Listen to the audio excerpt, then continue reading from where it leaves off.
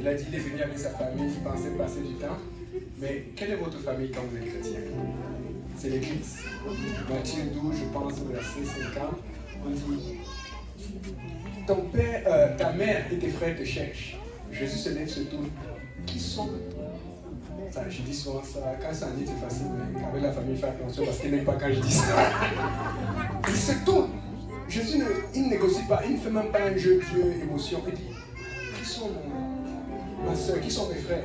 Il dit, voilà mes frères, voilà mes soeurs, tous ceux qui font la volonté du Seigneur. Regarde comment il dit, tu es mon frère, tu es ma soeur. Amen, alléluia Seigneur. Donc, quand j'ai parlé au frère Steve, j'avais dit au frère Steve que le nombre de papiers que tu mets par la foi, on va voir, mais il n'a pas mis assez de papiers, donc il n'a pas eu beaucoup de foi. Là, on a ajouté les papiers. Oui, apporte mon frère. Apparemment, les gens aiment les papiers. Mais ça apporte ici, là-bas. Voilà, vous prenez, vous écrivez votre nom, vous mettez des noms. Apparemment, c'est ça qui fonctionne. Les gens n'aiment pas la couleur verte. Donc, le dernier prédicateur, mais pas le moindre. Moi, je le connais à cause de deux femmes particulièrement. Premièrement, sa mère, parce que sa mère, comme le pasteur comme dit souvent, c'est la seule qui est capable de cuisiner le poisson que ça goûte le ndolé, et le ndolé que ça goûte l'igname, et l'igname que ça goûte le pono. Amen. Alléluia. Si vous connaissez Maman Justine, vous allez être béni. Amen. Mais je ne connais pas seulement à cause de sa mère. Je connais aussi à cause de son épouse. Vous savez, j'ai donné beaucoup d'études bibliques et j'ai appris au pied du pasteur. Amen. Et j'ai appris avec le pasteur, quand une étude biblique ne va nulle part, tu fuis. Mais ça, c'est le genre d'étude biblique que tu ne veux jamais perdre. Parce qu'elle buvait et tu l'as vu grandir. C'est devenu aujourd'hui une des plus grandes chasseuses du monde de l'église apostolique. Amen. La sœur Palinda. Donc, est-ce qu'on peut faire venir le frère Pierre?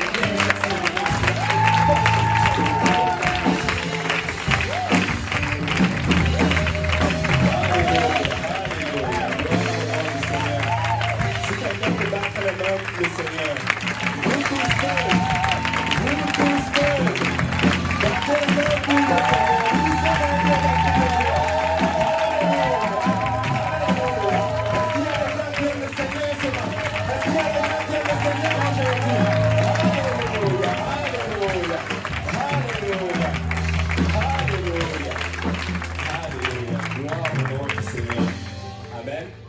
Vous pouvez vous asseoir, amen. Je n'ai pas souvent l'occasion, amen. Je préfère prendre une minute de mon temps pour rendre honneur à qui est Dieu, amen. Je ne sais pas qu'est-ce que je fais ici, je me suis fait piéger.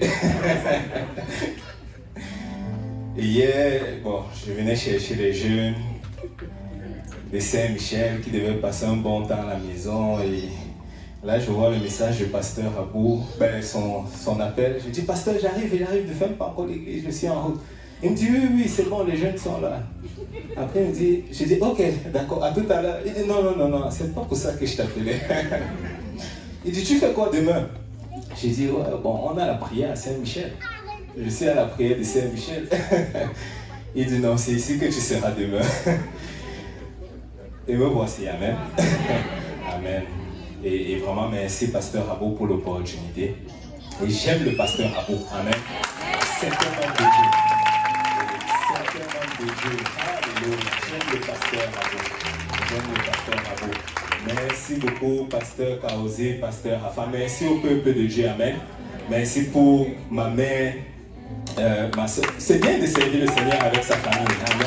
Wow. Vous savez, la dernière pas la moindre. Je préfère mettre quand même 2 minutes de plus. Amen. Alléluia. Vous savez, s'il y a quelqu'un que j'aime beaucoup dans l'église, c'est le pasteur Yannick. Parce qu'à chaque fois que je vois le pasteur Yannick, je dis waouh, il a mis des fondements solides dans la vie de mon épouse. Alléluia. Je suis juste béni. Et merci Seigneur pour ma tante épouse.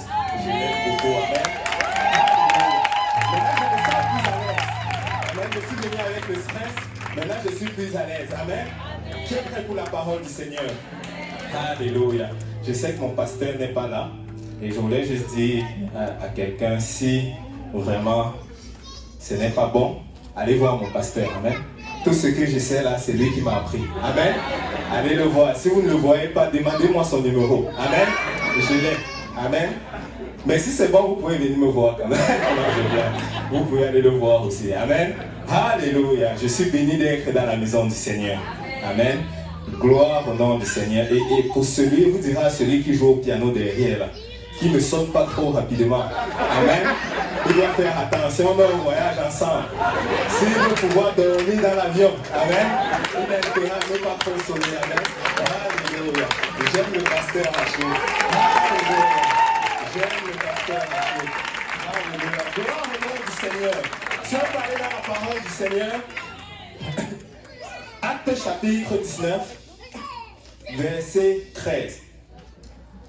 Bon, je vais aller directement, il me manque du temps.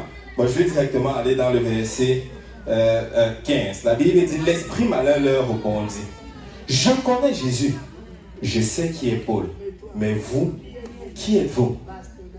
Avec l'aide du Seigneur, je vais enseigner et prêcher sur ce message. La puissance de la nouvelle naissance. Amen. La puissance de la nouvelle naissance. Alléluia. Alléluia. Vous savez, je cherchais un message où les gens allaient crier, mais le Seigneur a dit non, ça va être la nouvelle naissance aujourd'hui. Amen. Et dans Genèse chapitre 2, la Bible dit en fait que Dieu, après avoir créé l'homme, et il a mis l'homme dans le jardin. Et lorsqu'il a mis l'homme dans le jardin, il a donné à l'homme un commandement. Que quelqu'un dise un commandement. Tu pourras manger de tous les arbres du jardin. Mais quant à l'arbre de la connaissance du bien et du mal, tu ne mangeras pas, car le jour où tu mangeras, tu mourras. Amen. Et l'homme comme il est, l'homme, c'est là, quand tu dis à l'homme ne touche pas, c'est là que la main commence à trembler. Et il veut toucher. Et ils ont rôdé, ils se sont retrouvés au milieu du jardin et finalement, l'homme a mangé du fruit. Je viens juste dire à quelqu'un, lorsque Dieu dit, ne touche pas, éloigne-toi de cela. Amen. Ne rôde pas autour du péché parce que tu vas finir par manger. Amen. Et voilà l'homme qui a mangé de ce fruit-là. Et lorsque l'homme a mangé de ce fruit, vous savez, le péché est entré dans le monde. J'aurais besoin de quelques gars. Je ne sais pas, Émeric, Abdo, vous pouvez venir un peu. Loa, tu peux venir s'il te plaît. Amen. Alléluia. On va juste. Et lorsque l'homme a mangé, amen, l'homme, le premier Adam, vous pouvez monter les gars, vous pouvez monter. Alléluia. Lorsque l'homme a mangé, vous pouvez vous tourner derrière Loa. Lorsque l'homme a mangé du fruit de l'arbre, laissez-moi vous dire que le plus grand problème de l'humanité est entré. Le péché. Et avec le péché est venue la maladie. Avec le péché est venue la mort. Avec le péché est venue la sorcellerie. Parce que les sorciers, ce n'est pas le péché qu'ils ont accès. Amen. Avec le péché est venue la dépression, l'angoisse. Mais pire encore, vous savez, le péché, ça n'affecte pas juste nous. Ça affecte les générations futures. De génération à génération, le péché s'est transmis. Amen. Et c'est pour ça que le livre de Romains dira ceci. C'est pourquoi, comme par un seul homme, le péché est entré dans le monde, et par le péché, la mort, qu'ainsi la mort s'est étendue sur tous les hommes parce que tous ont péché. Amen. Tous ont péché. Mais vous savez, Dieu a créé deux hommes. Le premier Adam, et nous tous, nous sommes par reproduction de la génération du premier Adam. Mais avec cela vient la racine du péché en nous. Amen. Mais gloire au nom du Seigneur. Dieu ne s'est pas juste arrêté au premier Adam. La Bible dit qu'il a fait le second. Et lui-même, il est venu habiter dans ce second. Le second Adam s'est pointé. Et le second vous dit que le second Adam a vécu une vie sans péché. Amen. Pasteur Rol, ça va être notre second Adam. Pardon, tu peux. Alléluia. Le second Adam ne blague pas avec le péché. Amen. Le pasteur, il est strict. Amen. Pasteur, tu peux venir. Alléluia. Ceux qui ne viennent pas sortent. Amen. Alléluia. Et le second Adam s'est pointé. Amen. Et laissez-moi vous dire que le second Adam a vécu une vie sans péché. sans péché. Donc ça veut dire qu'il n'y a pas eu accès à la mort. Il n'y a pas eu accès à la dépression. Il n'y a pas eu accès à la malédiction. Laissez-moi vous dire, peuple de Dieu, en Jésus-Christ, nous avons la paix. En Jésus-Christ, tu peux réclamer la joie. En Jésus-Christ, tu as la vie et la vie en abondance. Dans le second Adam, tout est en lui. Amen. Mais nous avons un dilemme. Nous avons un dilemme. Regarde ton voisin, dis, nous avons un dilemme. C'est que nous sommes sur le premier Adam. Amen. Ça va prendre que nous quittons du premier Adam vers le deuxième Adam. Et c'est ça que la Bible appelle la nouvelle naissance. Gloire au nom du Seigneur. Je ne sais pas si quelqu'un peut bénir le Seigneur pour la nouvelle naissance. Je sais pas si quelqu'un peut bénir le Seigneur pour la nouvelle naissance. Et vous savez, sans la nouvelle naissance, il n'y a aucune possibilité d'être sauvé. Sans la nouvelle naissance, nous sommes captifs du péché. Alléluia. Et la Bible dit ceci. La Bible dit dans le livre de Actes 2, 38, répentez-vous. Amen. Ça, c'est la première étape. C'est si avant nous mentons, nous volons, nous trichons, nous regardons la pornographie, nous commettons des relations sexuelles en dehors du mariage. Lorsqu'on se repent, on fait un demi-tour. Amen. On arrête de mentir, on arrête de voler. Et la Bible dit que ça t'ouvre la porte à la nouvelle naissance. Amen. Et c'est quoi la nouvelle naissance? C'est la naissance d'eau et la naissance d'esprit. La naissance d'eau, c'est le baptême d'eau au nom de Jésus-Christ. Si tu es ici et que tu n'as jamais été baptisé par immersion au nom de Jésus-Christ, laisse-moi te dire que ce soir, tu peux te faire baptiser. Amen.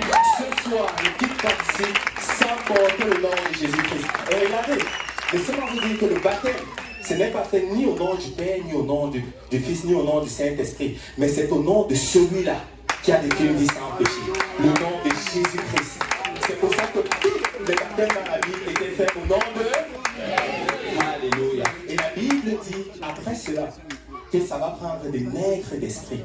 Parce que la nouvelle naissance, c'est la naissance d'eau et la naissance d'esprit. Tu sais, lorsque tu reçois le Saint-Esprit, la Bible dit, en fait, tu vas commencer à parler en d'autres langues, selon que l'Esprit de Dieu te donne de t'exprimer. Amen.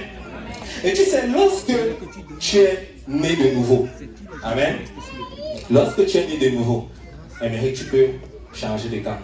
Alléluia. Lorsque tu es né de nouveau, vous savez, souvent, le diable va venir pointer. Vous savez, c'est le seul que je peux dire qu'il a une l'air de face. Amen. Le diable va souvent venir pointer sa l'air de face.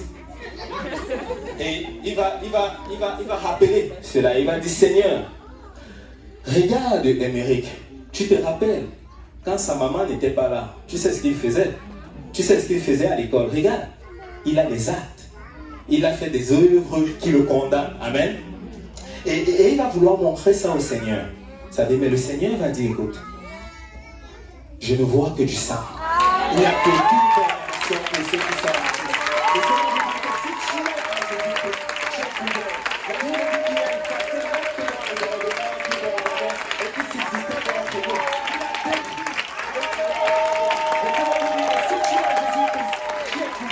Si tu es en Jésus-Christ, tu as la joie. Si tu es en Jésus-Christ, tu as la paix. Laissez-moi vous dire ceci. Encore plus. Et le titre de mon message aujourd'hui, c'est encore plus. La Bible dit dans le livre de Corinthiens, 2 Corinthiens 14, la Bible dit, 2 Corinthiens 1, 20, la Bible dit, car pour ce qui concerne les promesses de Dieu, c'est en lui qui est le oui. C'est pourquoi l'Amen par lui, prononcé par nous à la gloire de Dieu. Laissez-moi vous dire, peuple de Dieu, les enfants de Dieu doivent réaliser qui ils sont. Laisse-moi te dire que quand tu as Jésus-Christ, tu as l'autorité. Non pas à cause de toi, mais parce que tu es sur la lignée royale. Laisse-moi te dire que tu as la puissance. Alors que tu te présentes devant le médecin. Et quand le médecin dit, non, tu ne peux pas l'enfanter. Laisse-moi te dire que tu as l'autorité de réclamer la parole de Dieu. Et dis les enfants de la délaissée, les enfants de celles qui n'enfantent pas, doivent être plus nombreux et celles qui peuvent enfanter. Laisse-moi te dire que lorsque tu as Jésus-Christ, alors que le médecin vient dire que c'est incurable, oh, je te donne un sang qui peut curer, qui peut laver, qui peut nettoyer toute maladie, qui peut nettoyer toute dépression,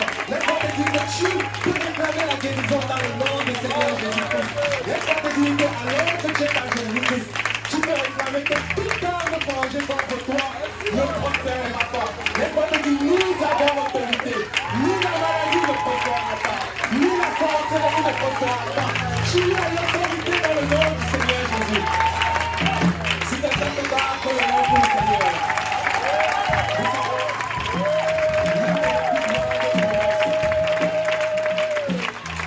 L'une des plus grandes promesses dans la Bible, c'est dans le livre de Josué. Josué chapitre 1, verset 3. La Bible dit, tout lieu que foulera la pointe de tes pieds, je te le donne en possession. Vous savez, un jour je faisais l'étude de cela. Le mot foulé, ça veut dire d'ara. Donc tout ce que tu es prêt à entreprendre dans le Seigneur, ça va réussir. Laissez-moi vous dire, peuple de Dieu, nos pieds ont foulé trempé. Nous allons avoir trempé dans le nom du Seigneur. Nos pieds ont foulé au chemin. Nous allons avoir au chemin dans le nom du Seigneur. Parce que nos pieds ont foulé Saint-Jean. Nous allons avoir. Nos pieds ont foulé Saint-Jean. Nous allons avoir dans le nom du Seigneur. Non pas à cause de nous, mais par rapport à Jésus-Christ. Parce que nous sommes en Jésus-Christ. Laissez-moi vous dire que tout est possible. Amen.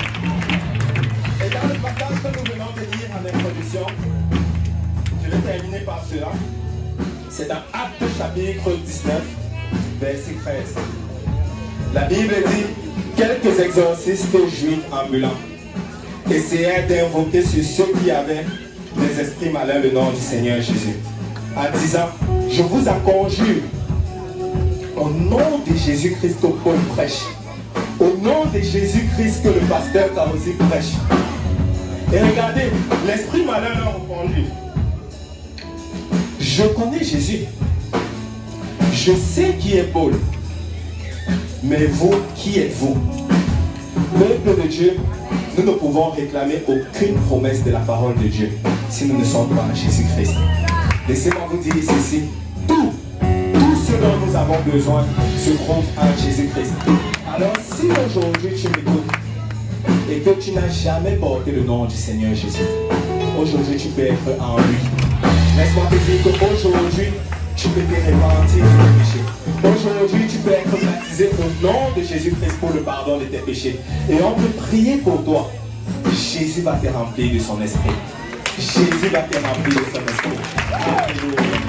Alléluia. Si on peut battre le nom pour le Seigneur. Alléluia.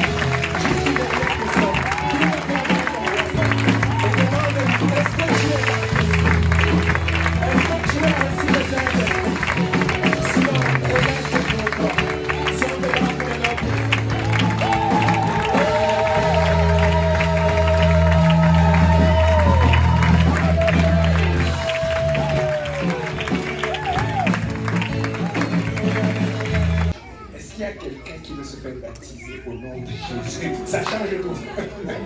Amen. On est content. Et puis, il a tellement bien fait l'illustration que lorsqu'il a touché le second Adam, il a dit le second Adam est sans péché. Mais j'ai même cru. C'est vrai, je suis sans péché. Mais j'ai appelé à ce pasteur. C'est qu'on a habité ensemble. Amen. Il a péché, mais Dieu l'a transformé. Amen. Voilà, que les discours terminés. Quand il allait à la recherche, la soeur a dit à mon frère, avec le soulier de ok, bon, excuse-moi, je ne vais pas chercher. Il y a des choses qui ne doivent pas sortir ici. Avec un verset pour conclure. Il y a quelqu'un qui doutait de Jésus, parce que je veux que quelqu'un arrête de douter de Jésus. Amen. Je veux que quelqu'un n'arrête pas seulement de douter, mais qu'il arrête de douter de tout ce qu'on fait, parce que ce qu'on fait là, ça vient de Dieu. Amen.